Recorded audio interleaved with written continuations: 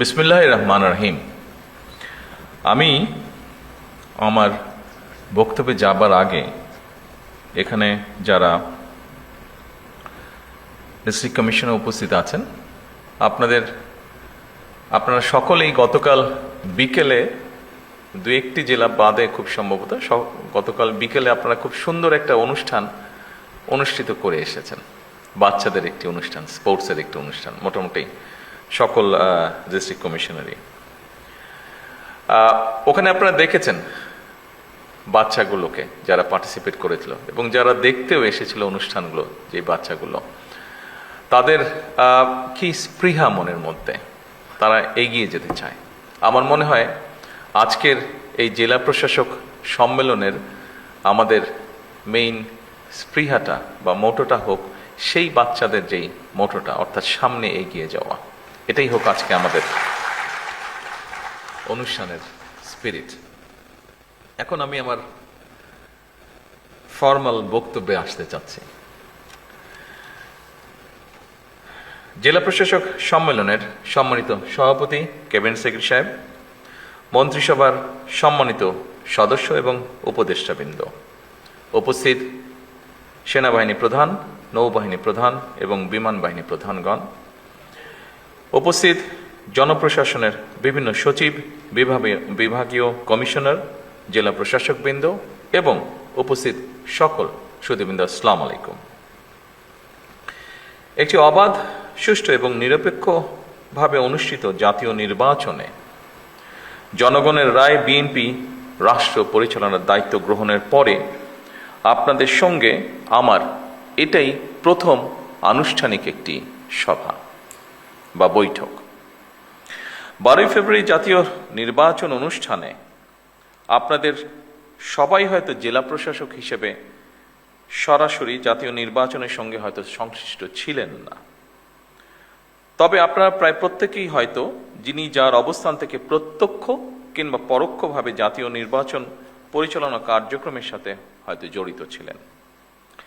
বিগত জাতীয় নির্বাচন পরিচালনায় পেশাদারিত্বের পরিচয় দিয়ে জনপ্রশাসনে যারা জাতীয় দায়িত্ব পালন করেছেন, আমি প্রথমেই তাদেরকে জানাই আন্তরিক অভিনন্দন এবং ধন্যবাদ। উপস্থিতিবৃন্দ, 12 ফেব্রুয়ারি নির্বাচনে জনগণের সামনে একটি বিষয় কিন্তু প্রমাণিত হয়েছে। জনরায়ের প্রতিফলন ঘটে, জনপ্রশাসনের পক্ষে সুষ্ঠু নির্বাচন পরিচালনা করা সম্ভব। আমি যেটি বলতে যাচ্ছি, জনপ্রশাসন যদি সঠিকভাবে কাজ করে তাহলে অবশ্যই জনগণের রায় যে প্রতিফলিত হয় সেটি আপনারা প্রমাণ করেছেন 12 তারিখের নির্বাচনে। অপরদিকে যদি আপনাদেরকে কাজ করতে না দেওয়া হয় তাহলে কি হতে পারে সেটি আমরা 14, 18 বা 24-এ দেখেছি। আমি সেই ডিটেইলে গেলাম না। আজকের এই জেলা প্রশাসক সম্মেলন অবশ্যই নতুন কিছু নয়। এটি জেলা প্রশাসকদের একটি নিয়মিত বাৎসরিক সম্মেলন। আজ থেকে এটি শুরু হবে এবং 6 মে পর্যন্ত এটি চলবে। জনস্বার্থে প্রশাসনের কি ভূমিকা পালন করা উচিত সেটি অবশ্যই আপনারা কম বেশি অবগত আছেন। এটি নিয়েও বোধহয় নতুন করে বিস্তারিত কিছু বলার নেই। তবে এটি যেহেতু বর্তমান গণতান্ত্রিক সরকারের সঙ্গে আপনাদের প্রথম আনুষ্ঠানিক বৈঠক, সেহেতু সরকারের গৃহীত নীতিমালা এবং জনপ্রশাসন সম্পর্কে সরকারের কিছু পদক্ষেপ বা পর্যবেক্ষণ এবং নির্দেশনা নিয়ে মূলত আমি আপনাদের সামনে কয়েকটি কথা তুলে ধরতে চাই বা বলতে চাই। একটি দেশের জনপ্রশাসনে পদোন্নতি কিংবা পোস্টিংয়ের জন্য যতগুলি প্রশাসনিক পদ রয়েছে, প্রতিটি পদই রাষ্ট্র এবং সরকারের জন্য অবশ্যই প্রয়োজনীয় এবং গুরুত্বপূর্ণ।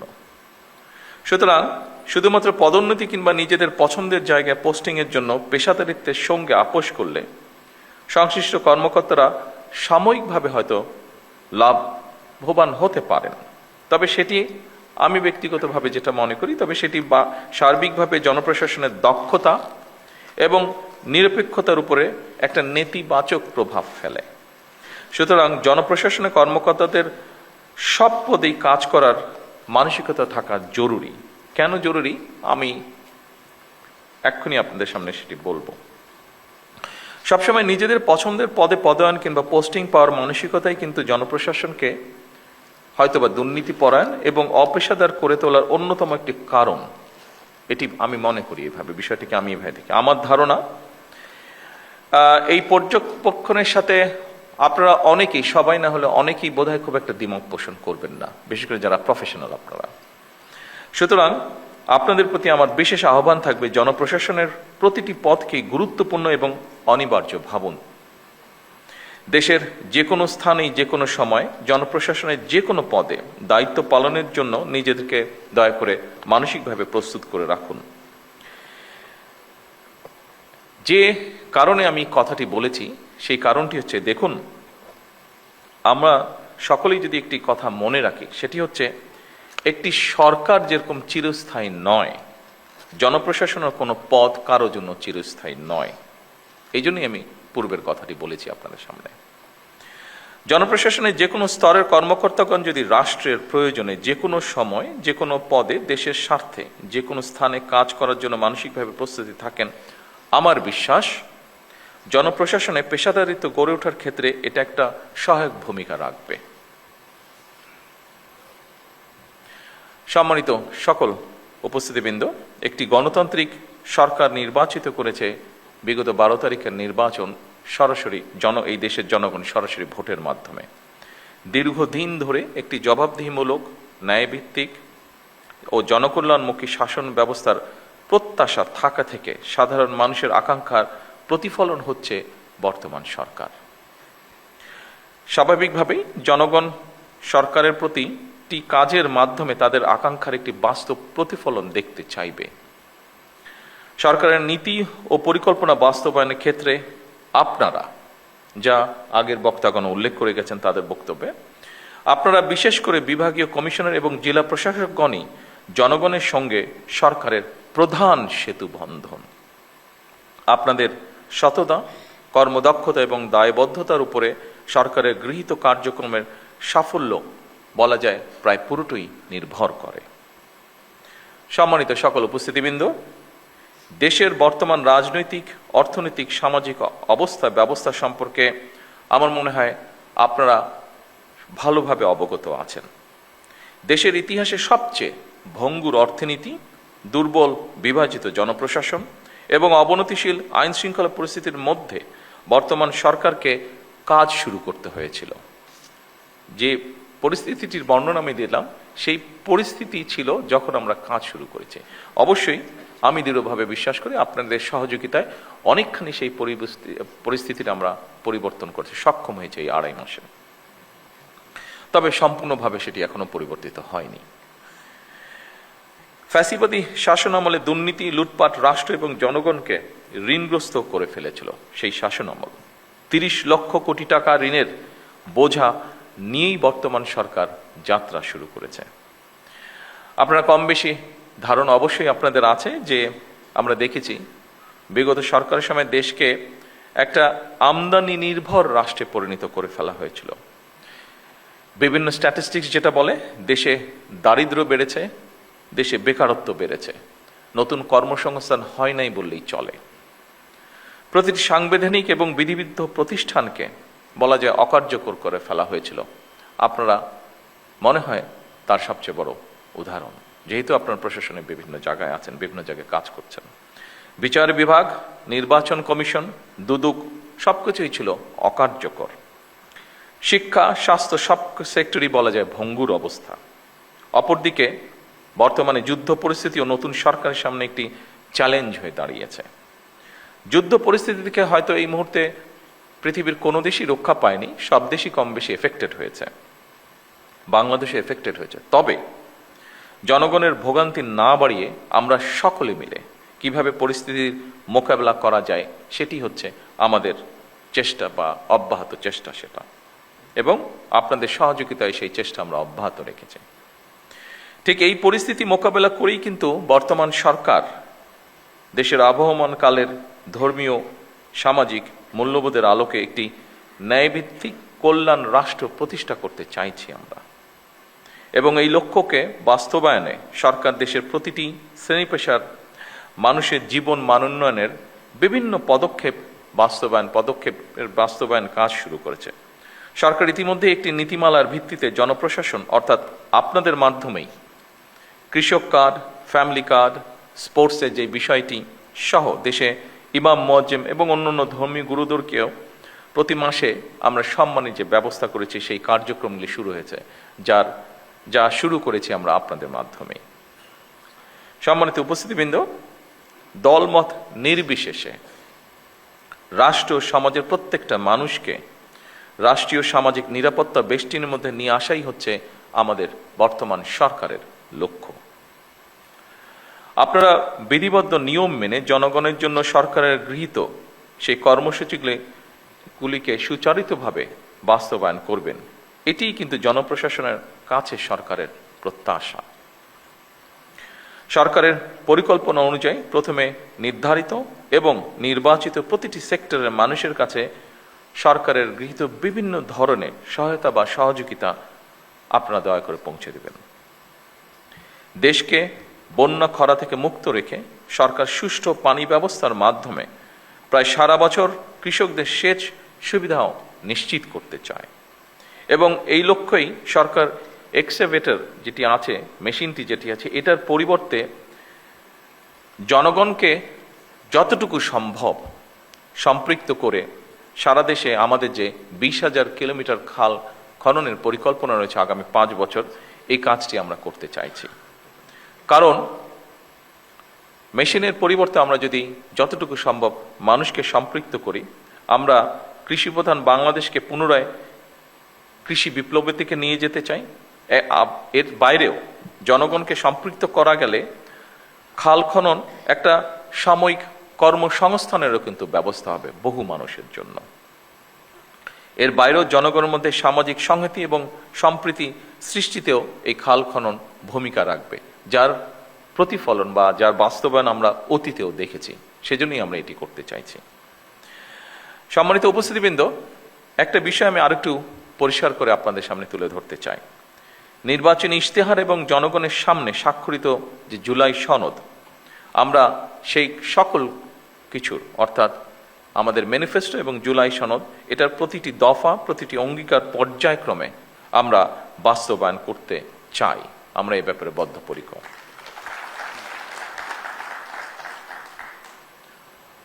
আমি আশা করব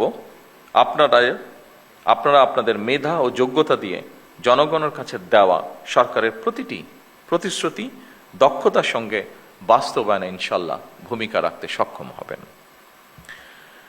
সম্মানিত বিভাগীয় কমিশনার এবং জনপ্রশাসনের কর্মকর্তাবৃন্দ, আপনারা রাষ্ট্র পরিচালনায় সর্বোচ্চ প্রশাসনিক স্তরে অবস্থান করছেন।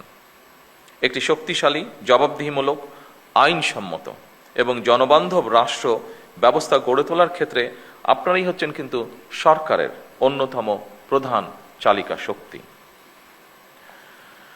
সুশাসন বর্তমান সরকারের রাষ্ট্র পরিচালনার মূল ভিত্তি আমরা করতে চাইছি।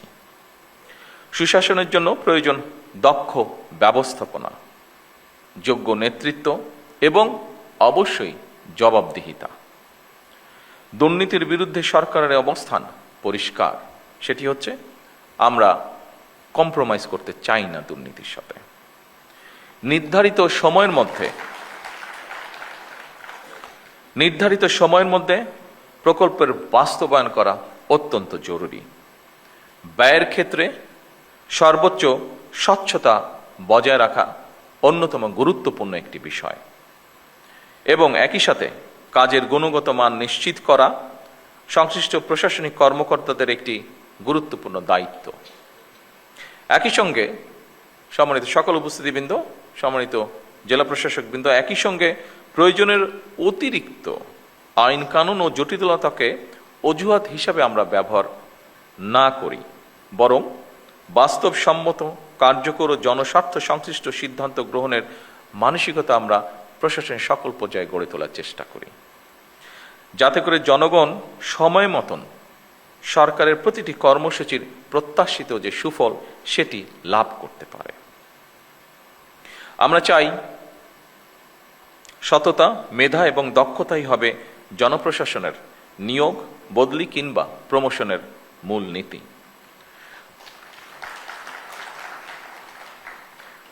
স্বচ্ছতা এবং দ্রুততার সাথে শূন্য পদে জনবল নিয়োগ, শক্তিশালী পাবলিক সার্ভিস কমিশন গঠন, বেসরকারি সার্ভিস রুল প্রণয়ন সহ সর্বত্র প্রশাসনিক কাঠামোর কার্যকারিতা ও জবাবদিহিতা নিশ্চিত করতে সরকার কিন্তু দৃঢ় প্রতিজ্ঞ।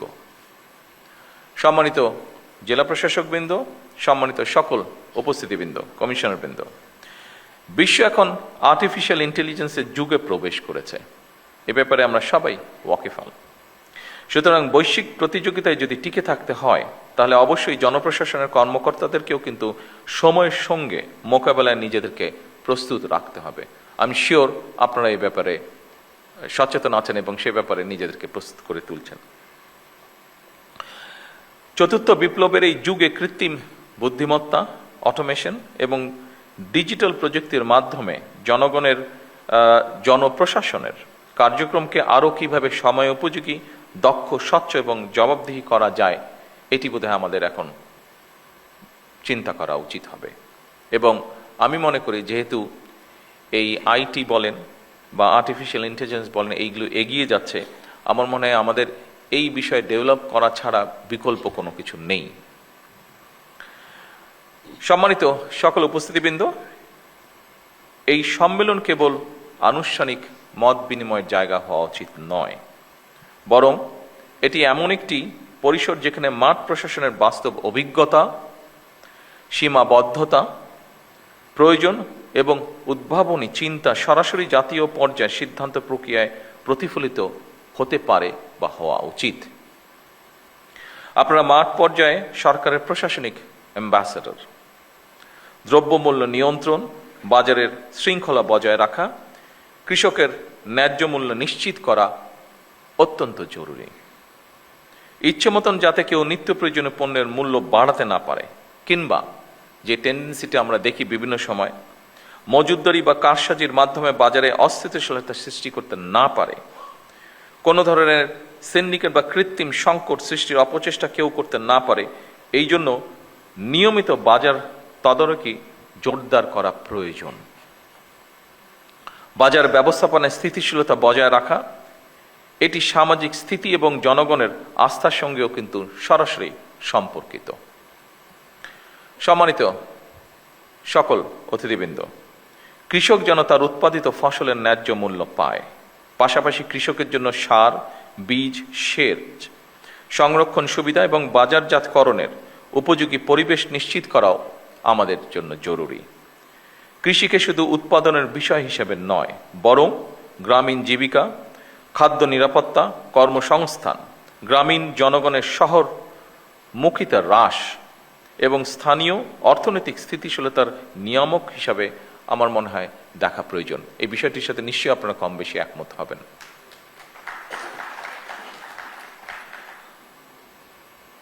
সম্মানিত উপস্থিতিবৃন্দ, মোবাইল কোর্ট পরিচালনা কার্যকর, নিয়মিত এবং দৃশ্যমান করা প্রয়োজন। অনেকগুলো ক্ষেত্রে, আমি ক্ষেত্রগুলো যেহেতু আগে আলোচনা করেছি সেজন্য সেখানে আর গেলাম না। বিশেষ করে এখন আরেকটি, এই আমাদের এই যে মিডল ইস্ট ক্রাইসিসের সময় এখন আরেকটি বিষয় আমরা জোর দিতে চাচ্ছি, সেটি নিশ্চয়ই ইনস্ট্রাকশন আপনাদের সকলের কাছে আছে, সেটি হচ্ছে সন্ধ্যা 7টার পরে আমরা চাইছি যে বিভিন্ন মার্কেট প্লেসগুলোতে যাতে বিদ্যুৎ ব্যবহার না হয়, এ ব্যাপারেও আপনাদেরকে একটু খেয়াল রাখা প্রয়োজন, খেয়াল রাখতে হবে। উপস্থিতিবৃন্দ,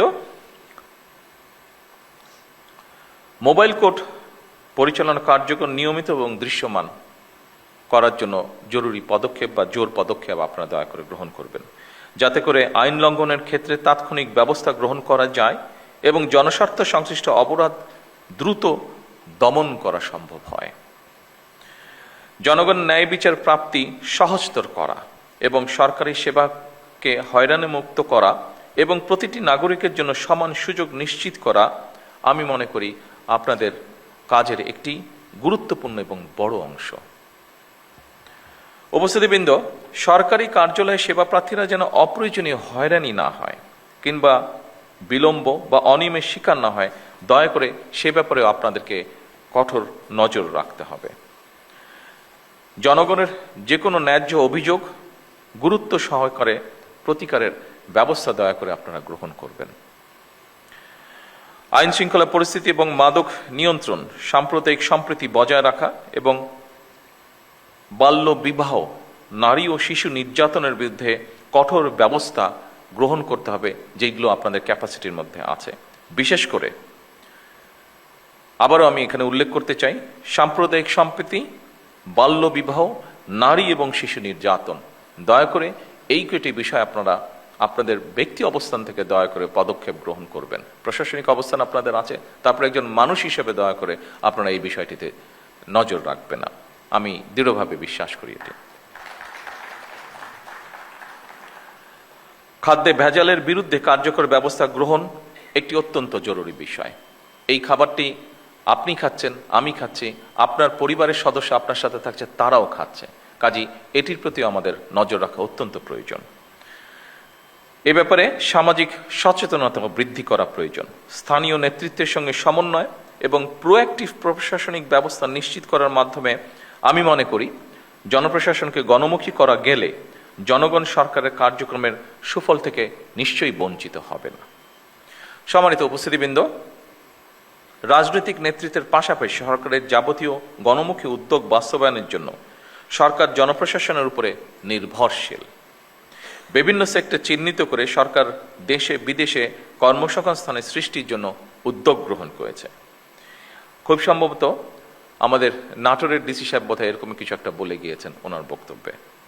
তরুণদের দক্ষতা উন্নয়ন, প্রশিক্ষণ, প্রযুক্তি নির্ভর কর্মসংস্থান, উদ্যোক্তা হিসাবে গড়ে তোলার জন্য আমাদের সবাইকেই এগিয়ে আসা প্রয়োজন। খেলাধুলা, সংস্কৃতি কর্মকাণ্ড এবং জনস্বার্থে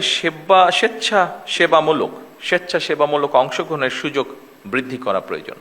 যেমন আপনারা এর ভিতরে একটি কাজ করছেন, সেটি হচ্ছে যে ক্লিনিংয়ের কাজ আপনারা করছেন আপনাদের স্ব এলাকায়, খাল খননের বিষয়টি আছে, এরকম অনেকগুলো বিষয় আছে।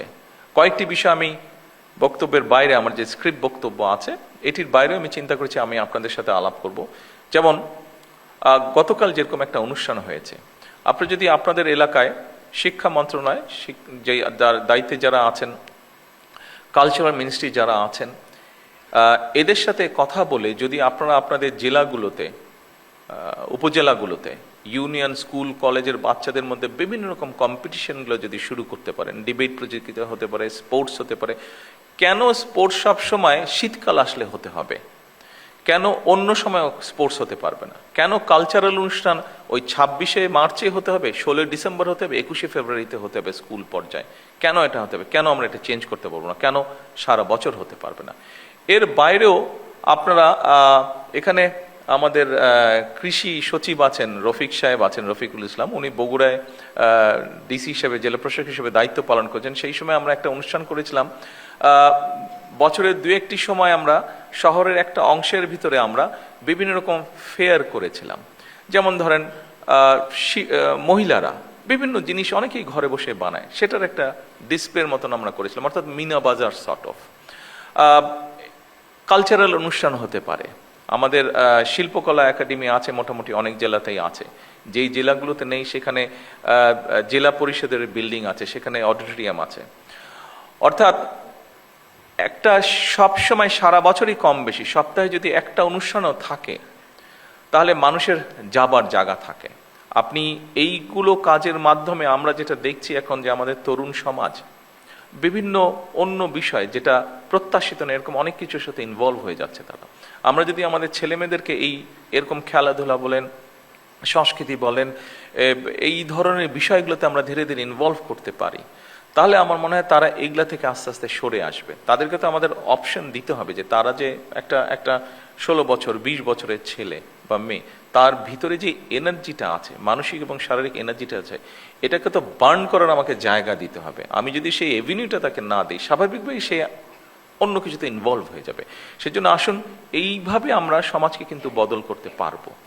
আপনাদের এলাকায় বিভিন্ন, যেমন আরেকটি জিনিস আমি বলতে চাচ্ছিলাম, এটা আমি আলাপ করতাম, আমি সিনিয়র মিনিস্টারদের সাথে এবং আলাপ করে এটা ঠিক করতে চাইছিলাম। আমরা যেরকম 21শে পদক দিই, 26শে মার্চ পদক দিই, আপনাদের ডিস্ট্রিক্ট কিন্তু এরকম অনেক ঘটনা ঘটে। যেমন একটা ছেলে, সে উদাহরণ হিসাবে বলছে, একটা মানুষ হয়তো হঠাৎ করে পুকুরে পড়ে গিয়েছে, বা একটা পশু একটা পুকুরে পড়ে গিয়েছে, একটা মানুষ নিজের রিস্ক নিয়ে ওই মানুষটাকে যে পড়ে গেছে তাকে রক্ষা করলো। একটা জীব পড়ে গিয়েছে, তাকে একটা মানুষ উদ্ধার করলো ওখান থেকে, অথবা ঝড়ে একটা গাছ পড়ে রাস্তা বন্ধ হয়ে গেছে, গ্রামের মানুষ হাঁটাচলা করতে পারছে না, কয়েকটা ছেলে মিলে সুন্দর করে গাছটাকে সরিয়ে রাস্তাটাকে আবার ঠিক করে দিল। অর্থাৎ এইরকম সামাজিক ভালো কাজ যেগুলো, এই কাজগুলোকে যদি আপনারা এনকারেজ করেন এবং তারপরে যদি আপনারা আমাদেরকে পাঠান, আপনারা যদি সেন্ট্রালে পাঠান, আমাদেরকে সেন্ট্রালে পাঠান, তখন জাতীয়ভাবে হয়তো আমরা এরকম ব্যবস্থা গ্রহণ করতে পারি। সে ম্যাট্রিক পরীক্ষা হচ্ছে, ম্যাট্রিক পরীক্ষা আমরা জানি বিভিন্ন সময় অনেক সময় অনেক ইনসিডেন্ট ঘটে থাকে। বাট আমরা যদি এরকম করি যে ঠিক আছে, আমরা ধরেন আপনার উপজেলা, সে নাটোর জেলায় সব মিলে আমরা 3 জন বা 5 জন টিচার সিলেক্ট করব যারা ভালো পারফর্ম করেছে, তখন আপনি যদি নামগুলা পাঠান, তখন আমরা সরকার থেকে তাকে একটা রিওয়ার্ড দেওয়ার বা অ্যাওয়ার্ড দেওয়ার কিছু একটা আমরা ব্যবস্থা করব। এই ধরনের বিষয়গুলো যদি আপনারা চিন্তা করেন, ফলে হবে কি, দেখুন এই সমাজে, এই দেশে তো আমরা সকলে মিলেই বাস করছি। আমরা নিজেরই যখন পারিবারিক লেভেলে আলোচনা করতে বসি, আমরা যখন বন্ধু বান্ধব সামাজিক লেভেলে আলোচনা করতে বসি, আমরা অনেক বিষয় নিয়ে আলোচনা করি আমরা, যেগুলো আমাদেরকে কিছু ডিপ্রেস করে ফেলে, আমরা কিছু ফ্রাস্ট্রেশন এক্সপ্রেস করি আমাদের।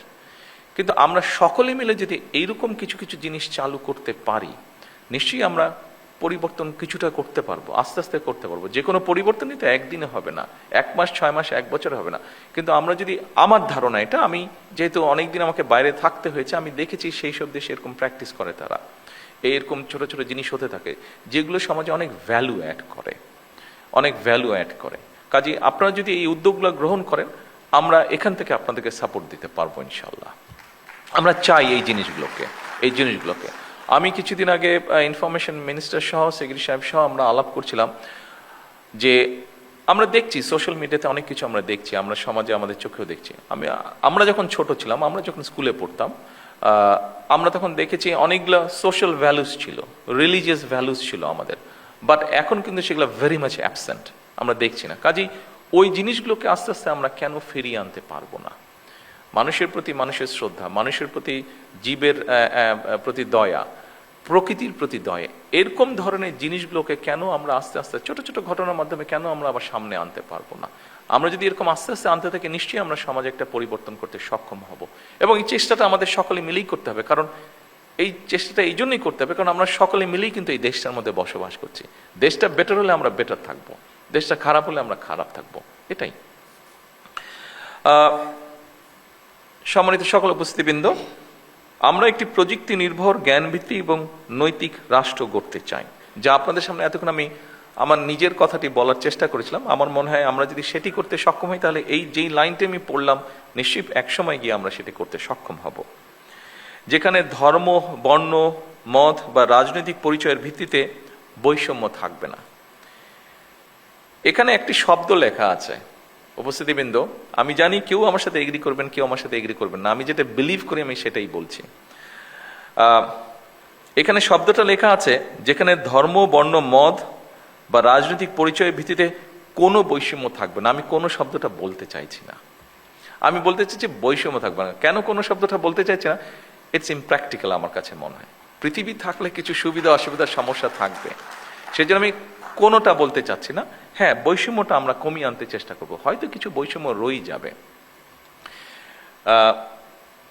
যেটা আমি দেখিনি বাট শুনেছি, যেটা যখন আমরা সোনার কোনো জিনিস তৈরি করা হয়, সেখানে কিছু তো খাদ দিতেই হয়, খাদ থাকে, একদম পিওর সোনা দিয়ে কিছু তৈরি হয় না।